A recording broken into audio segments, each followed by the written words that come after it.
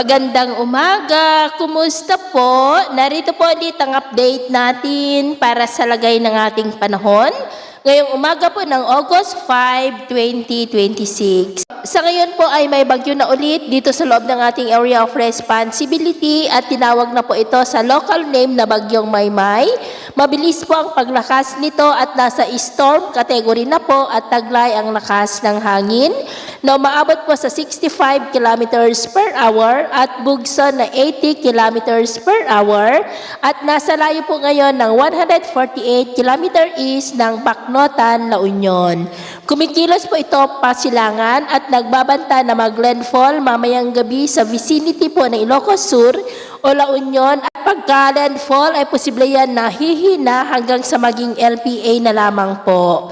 At dahil po kay Bagyong Maymay ay nakataas ngayon ang Tropical Cyclone Wind Signal number 2 sa central and southern portions ng Ilocos Sur, sa may Gregorio del Pilar, Magsingal, San Esteban, Banayoyo, Cervantes, Burgos, City of Candon, Santa Lucia, Santiago, San Vicente, Santa Catalina, Lidlida, Nagbukel, Suyo, Sigay, San Ildefonso, Galimuyod, Quirino, City of Vigan, San Emilio, Kawayan, Alilem, San Juan, Santa, Bantay, Santo Domingo, Sugpon, Tagudin, Santa Cruz, Santa Maria, Narvacan, Salcedo, maging po sa northern and central portions ng La Union sa may Luna, Cabas, Santol, Bawang, City of San Fernando, San Juan, Bagulin, Aringay, Bangar, San Gabriel, Burgos, Nagilian, Bacnotan, Sudipen, Balawan, maging po sa northwestern portion po ng Pangasinan sa may Anda, Balinaw, Bani,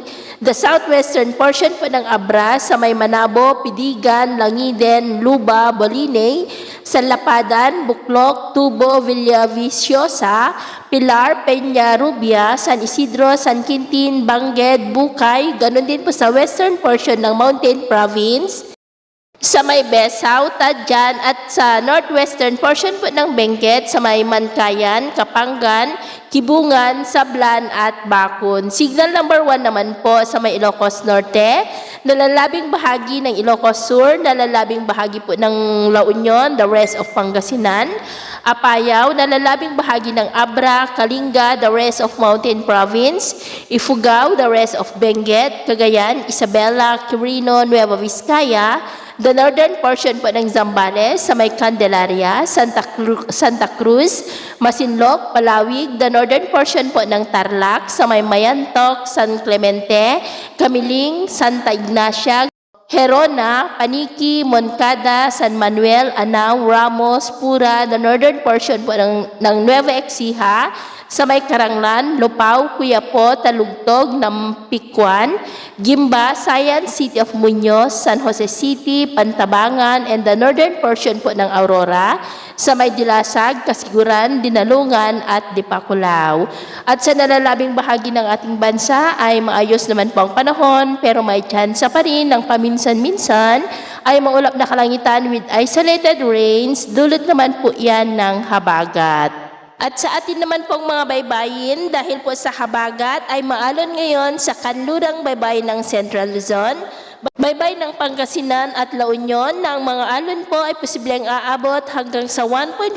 to 2.3 meters height. Kaya hanggat maaari po ay iwasan na muna natin ang papalaot dyan sa mga may kulay pula para po mas makaiwas sa mga sakunang pangkaragatan. So ito ang latest update natin sa araw na ito. Ako po muli si James na nagsasabing sa kahit na pagsubok po na darating sa ating buhay, huwag na huwag po tayong mawawalan ng pag-asa. Thank you and God bless.